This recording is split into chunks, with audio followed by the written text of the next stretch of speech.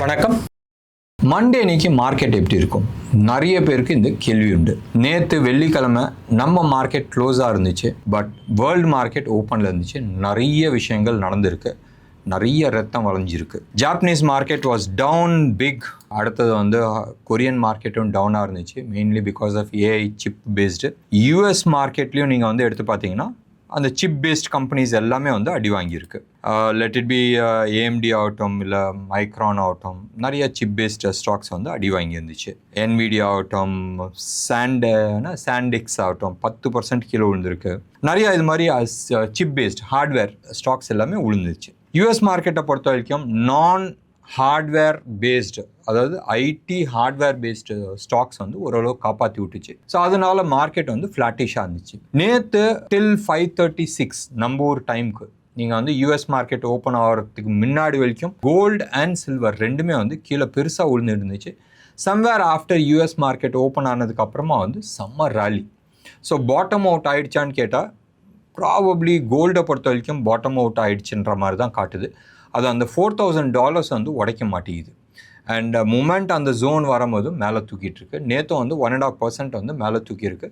Silver 65 to 68 அந்த zone it was more of a accumulation ஜோனாக இருந்துச்சு. அந்த ஜோன் அந்த 62 அந்த 65 கிராஸ் பண்ணும்போது நான் பை கொடுத்துருந்தேன் for a upper target. And stop loss somewhere close to about $61-62 நம்ம கொடுத்துருந்தோம் டாலர் டர்ம்ஸில். அது உடைக்கும் போதே எக்ஸிட்னு நம்ம சொல்லியிருந்தோம். நேற்று சம்வேர் க்ளோஸ் டு அபவுட் $55-54 வரைக்கும் மறுபடியும் ஒரு புல்லிஷ் டோன் கொடுத்துருக்கு.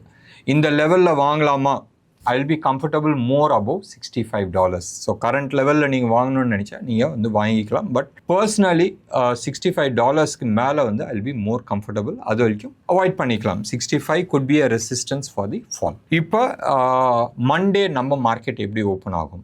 ஜாப்பனீஸ் மார்க்கெட் ஆல்மோஸ்ட் 5.5-6% கீழே விழுந்துருந்துச்சு. சைனீஸ் மார்க்கெட்டும் கீழே விழுந்துருந்துச்சு. கொரியா மார்க்கெட்டில் ஹியூஜ் ப்ராஃபிட் டேக்கிங் நடந்துச்சு. அன்லைக் லாஸ்ட் டைம் நேற்று அன்லைக் லாஸ்ட் டைம் மார்க்கெட் மேலே இருந்து கீழே டே லோவில் தான் க்ளோஸ் ஆச்சு. வெரஸ் நேற்று டே லோவில் இருந்து மறுபடியும் மேலே புல் பேக் வந்துச்சு. ப்ராபப்ளி ஷார்ட் கவரிங்னால வந்திருக்கலாம், இல்லை வேறு ஏதாச்சும் ஒரு காரணம் இருக்கட்டும். பட் ரிவர்சல் பேட்டர்ன் கொடுக்கல. பட் லாஸ்ட் செஷன் க்ளோஸ் ஆகிறதுக்கு முன்னாடி there was some kind of covering. And அந்த கவரிங் எந்த ரீசன் வேணாலும் இருந்திருக்கலாம். It could be Saturday Sunday வீக்கெண்ட்னாலே இருக்கலாம். But somewhere it hit. இப்போ நிறைய பேர் கேள்வி ஏன் கொரியன் மார்க்கெட் விழுந்துச்சு? கொரியாவில் நம்ம ஒரு அரசியல்வாதி பண்ணுற மாதிரி தான் அவங்களும் பண்ணியிருந்தாங்க. அதாவது $100 நீங்கள் இன்வெஸ்ட் பண்ணியிருக்கீங்க, இன்றைக்கி $150 இருக்கீங்க. அன்புக்டு ப்ராஃபிட் நீங்கள் என்ன புக் பண்ணல. ப்ராஃபிட் இல்லியூட் கையில் ப்ராஃபிட் வந்ததாக கணக்கு. ஸோ அந்த $50 டேக்ஸ் போடலாமான்றது ஒரு பேச்சு வந்துச்சு. அந்த பயத்தில் விற்கிறாங்களா, இல்லை ரியல் ப்ராஃபிட் டேக்கிங் நடக்குதா, இல்லை எனி அதர் ரீசனான்றது அடுத்தது வச்சுக்கலாம். கொரியாவில் இது மாதிரி ஒரு ப்ராப்ளம்னா தென் ஒய் ஷுட் ஜப்பான் உழுவணும், ஒய் ஷுட் சைனா உழுவணும், இல்லை யூஎஸ் உழுவணும். ஸோ சம்வேர் டெக்னிக்கலாக அந்த லெவல் உழுந்துட்டுருக்கு. இது ஒன்று. ரெண்டாவது, சார்ட் வைஸ் நீங்கள் எடுத்துக்கிட்டீங்கன்னு சொன்னால் கொரியன் சார்ட்டை நீங்கள் எடுத்து பாருங்கள். June 2 பீக் வந்துச்சு. அதுக்கப்புறமா ஒரு ஃபால் மறுபடியும் ஒரு ரேலி கொடுத்துச்சு. ஒரு 4-5 டேஸ்க்கு முன்னாடி அந்த பீக்கை டச் ஆச்சு. அண்ட் அங்கேருந்து கீழே உழுவுது. நீங்கள் இந்த செகண்ட் ரேலி நீங்கள் எடுத்துக்கிட்டீங்கன்னு சொன்னால் மொமெண்டம் கிடையாது. ஜென்ரல் பப்ளிக் பார்ட்டிசிபேட் பண்ணல. ஆர் ஸ்மார்ட் மணி டின் பார்ட்டிசிபேட். ரீட்டைல் இன்வெஸ்டர்ஸ் தான் ஹெவியாக இன்வெஸ்ட் பண்ணியிருக்காங்க. தட் மீன்ஸ் ஹையர் லெவலில் தெர் இஸ் நோ பையர். செல் பண்ணுறதுக்கு இருக்காங்க, பட் பையர்ஸ் கிடையாது. அண்ட் அந்த இடத்துல தான் ட்ராப் நடக்குது. ஸோ இந்த இடத்துல தான் ஸ்மார்ட் மணி ரீட்டைல் இன்வெஸ்டர்ஸை கொடுத்துட்டு வெளில வராங்க. ஸோ மோஸ்ட்லி இது மாதிரி ஒரு சினாரியோ வந்துச்சுன்னு சொன்னால் it could be a deeper fall. Pattern wise நீங்கள் எடுத்துக்கிட்டிங்கன்னா ரைசிங் வெஜ்ஜஸ்ன்றது நம்ம எடுத்துக்கலாம். ரைசிங் வெஜ்ஜஸ் உழுந்துச்சுன்னா எவ்வளோ தூரம் உழுவுன்றது உங்களுக்கு தெரியும்.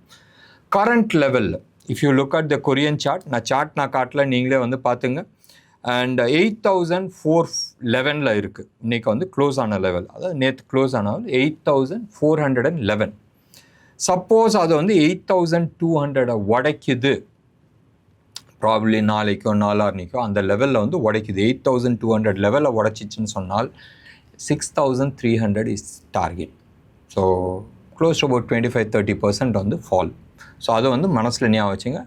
கொரியன் மார்க்கெட் கீழே உழுவும் போதும் மற்ற மார்க்கெட்டும் உழுவுறதுக்கு சான்சஸ் இருக்குது. இந்தியன் மார்க்கெட் உருவுமா சொல்ல தெரியல. ஏன் சொல்ல தெரியலன்னு சொன்னால், இந்தியன் மார்க்கெட்டை வந்து ஹோல்ட் பண்ணிட்டு இருக்காங்க DII funds and FIIs probably கொரியாவிலேருந்து இல்லை மற்ற ஏரியாவில் வந்து இன்வெஸ்ட் பண்ணுறது அந்த அமௌண்ட்டை வந்து எடுத்துகிட்டு இந்தியாவில் இன்வெஸ்ட் பண்ண போகிறாங்களா, இல்லை கோல்டில் இன்வெஸ்ட் பண்ண போகிறாங்களா, இல்லை யூஎஸ் பாண்டில் வந்து இன்வெஸ்ட் பண்ண போகிறாங்கன்றது நம்ம பார்க்கணும்.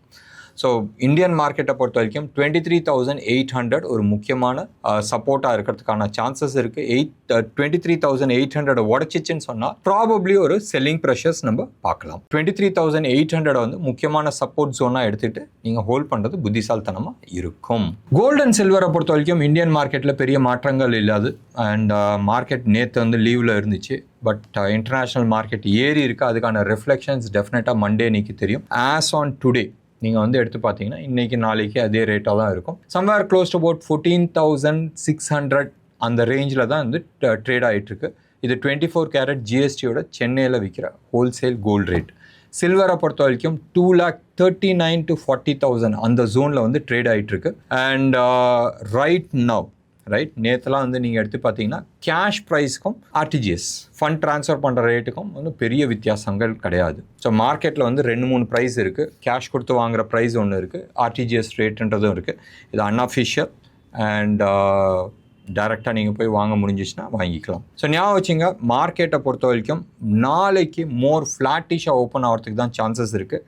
ஞாபகம் வச்சுங்க, டியூஸ்டே அன்னைக்கு market is expiry day, monthly expiry and probably நிறைய வோலட்டாலிட்டி இருக்கிறதுக்கான சான்சஸ் இருக்குது. மண்டே டு தேர்ஸ்டே முடிஞ்சு போன Monday to Thursday already role over ஆகிருக்கு அண்ட் ஜூலை மந்த்க்கான கான்ட்ராக்ட் ப்ரீமியமில் இருக்குது. சம்வேர் க்ளோஸ் அபவுட் 80 பாயிண்ட்ஸ் ப்ரீமியமில் இருக்குது. மண்டே டியூஸ்டே அன்றைக்கி ஏதாச்சும் பெருசாக கீழே விழுந்தாலும் வெட்னஸ்டே அன்றைக்கி கேப் அப் ஓப்பன் ஆகிறதுக்கான நிறைய பாசிபிலிட்டி இருக்குது as of this moment. So drop ஆகிடாதீங்க. It is more of a transition period between June and July மந்த்க்கான கான்ட்ராக்ட்ஸ். எதாக இருந்தாலும் டேட்டாஸை வச்சுக்கிட்டு வெட்னஸ்டே அன்னைக்கு நம்ம ஃபுல் டீட்டெயில்ஸ் கிளாரிட்டிஸ் கிடைக்கும். நாளைக்கு மார்னிங் கொஞ்சம் அடக்கி வாசிக்கிறது புத்திசாலித்தனமாக இருக்கும்.